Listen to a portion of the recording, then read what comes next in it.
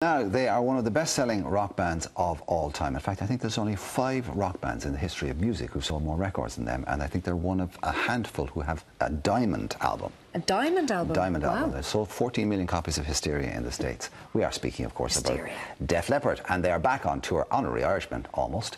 And Anna caught up with their lead singer, who is most definitely an honorary Irishman, Joe Elliott. Let's see how they got on.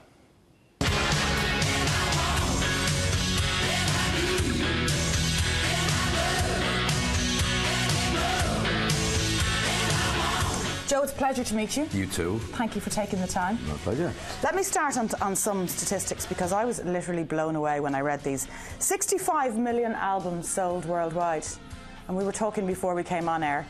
100 records. 100 million. 100 million records. Units, as they call it. So close to that, yeah. Some mad figure. Yeah. Could you ever have anticipated that kind of success? I don't think so. I mean, you can always hope for it. You can always hope for more than that, you know. But when we first got together, you don't think statistics. You don't even think how long you'd be around. You know, I mean, we've been together 30-odd years. Who would have been your musical influences growing up, Joe? Most of what you saw on Top of the Pops, it wasn't pap. You know, I mean, right. Bowie, T-Rex, Slade, Mott the Hoople were my favourite band of all time. I didn't really get into the traditional rock bands like Zeppelin and Sabbath until I was much, much older. Really? I grew up as a kid just watching Top of the Pops. So your taste matured. I loved people like Wizard, who used to dress up as monkeys and gorillas and play this mad music like Ballpark Incident and See My Baby Jive and stuff like that. So the theatre of it all obviously turned you on. Yeah, I mean, Slade used to come out wearing these silly platforms and tartan suits and mirrored top hats. We all seen this shot of Bowie when he did Starman.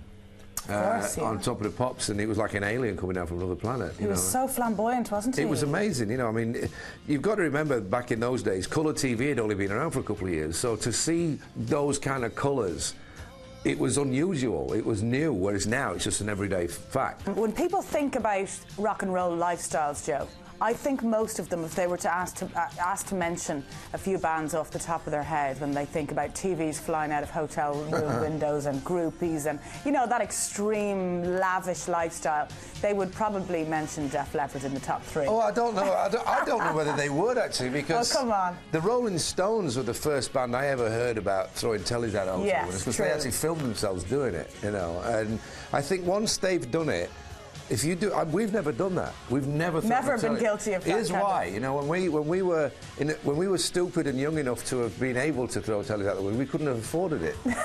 You know, we were on 30, 40 quid a week, you know, and the telly would have cost you 200 quid to replace in one of these hotels, so we weren't going to go there. So you knew the value of money? I did. You know, my father and my mother beat that into me as a kid, you know. I used to hear great stories of... I remember when I first went to London and our booking agent took me to this nightclub. I have no idea what it was called, but he just pointed at this chandelier and he said, "You see that chandelier?" He says, "Keith Moon was swinging on that naked 3 years ago," you know. And I remember thinking, how cool is that? You know, then I thought, well, maybe not so much with the naked bit, but, and then I thought, you know, he says, "Yeah, it fell off the ceiling, it cost $4,000 to replace." I thought, well, he could afford it, you know, we couldn't. He could, indeed. I like the idea of Keith doing it, not so much me.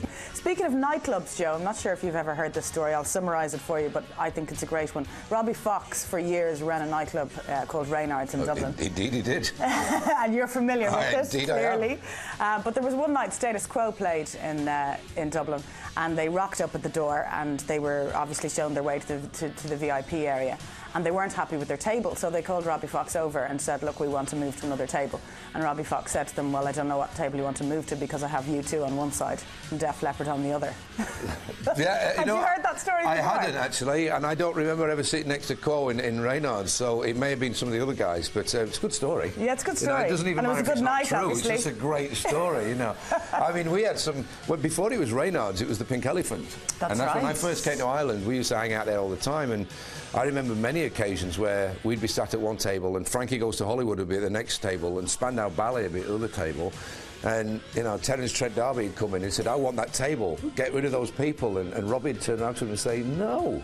These are my regulars. These are my regulars, you know, if you don't like it, you can leave," you know. So Terence Trent D'Arby left. With his tail between his legs, no I'm doubt, sure, you know. yeah. At what point in your career, Joe, did you realise we have seriously made it? I don't think you ever do think that. I think when you're young, you might have one of those moments where you get back to your room after a sold-out show and you lay on the bed and you're staring at the ceiling and you go, wow.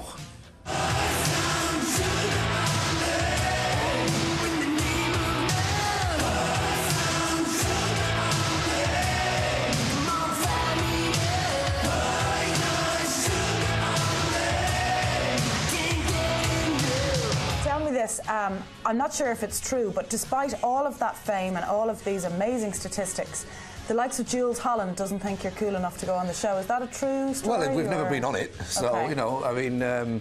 and or his producer or his researcher or somebody doesn't. It was a flippant off-the-cuff remark I made about 18 months ago saying, I doubt you'll ever see us on Jules because we're not like an African rhythm band or You're probably not niche enough, that's Yeah, the well, thing. that's it. You know, I think you've got to be Elvis Costello or R.E.M. or something like that, or, you know, maybe Robert Plant to get on Jules. Otherwise, everything else seems to be... And, I mean, in fairness, I've discovered some amazing artists on Jules. People like Joanna Newsom and Adele. Adele, yeah. Just brilliant. When I saw Joanna Newsom doing a song called Jackrabbits, playing the harp, I went out and bought it. I actually went next door to my computer and started downloading the album. I went and bought it. So I thought it was brilliant. But what you don't see is the likes of testosterone-driven rock bands like us or Maiden or Motorhead, or, you know, if they were still around Thin Lizzy, you wouldn't see them on Jules because I think we're either too commercial or too not cool in their eyes to be on that kind of a show. So again, you know, you get limitations there. So you just have to go your own way, you know. Yeah. And I can't imagine you're losing sleep anyway. And say boo-hoo to you, Jules. You know? No, I don't lose any sleep over it. I really don't. So Irish fans can see you in June in Dublin. Yes, and they can see us in Belfast on the 7th of June and the Odyssey and the O2 on the 8th. We've got Alice Cooper and Thin Lizzy with us. That's right. So it's a nice event. So looking forward to that again. It's going to be a great gig. Yeah. Can't wait. Thank you very much for taking the time today. My pleasure. Lovely to meet you. You too.